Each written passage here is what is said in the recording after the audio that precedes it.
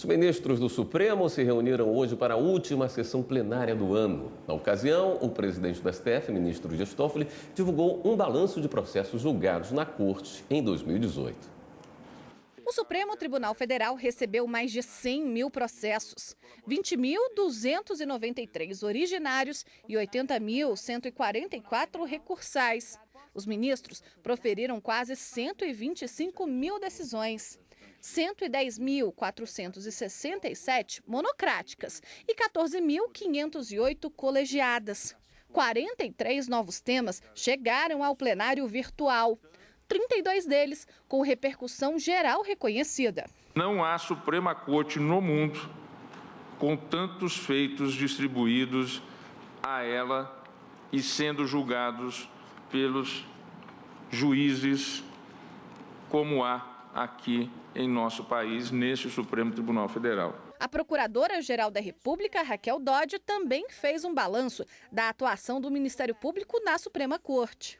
De 1º de janeiro a 11 de dezembro de 2018, ajuizamos nesta Corte mais de 20 mil manifestações judiciais que asseguram a aplicação plena da Constituição.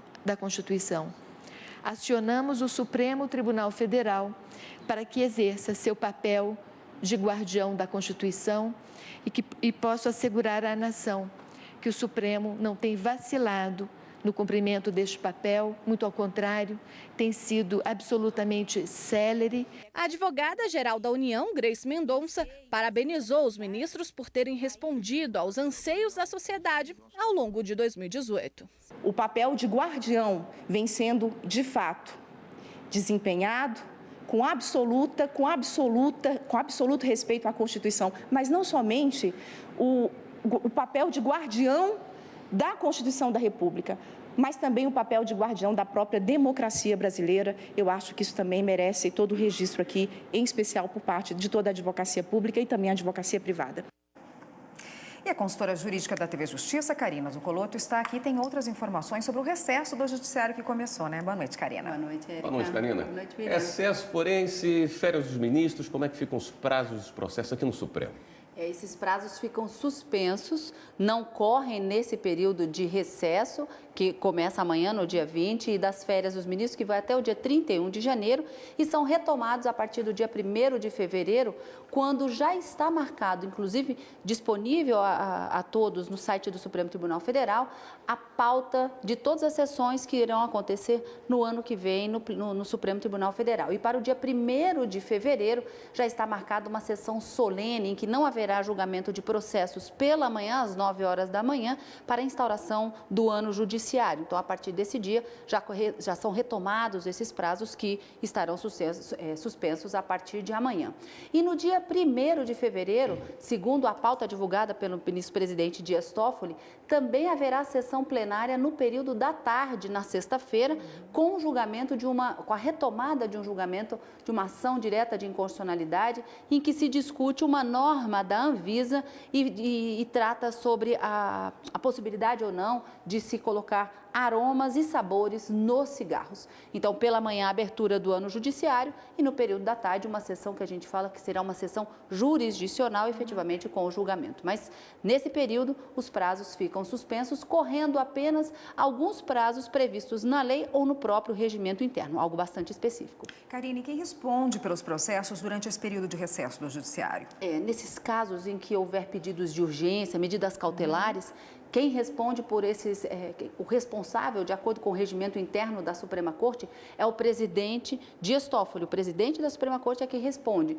Inclusive, responde pelos casos urgentes de outros relatores. Então, fica sob a responsabilidade, isso vem descrito lá no artigo 13 do regimento interno, quais são as atribuições do presidente, dentre elas, resolver essas situações de urgência e emergência nos períodos de recesso e de férias dos ministros.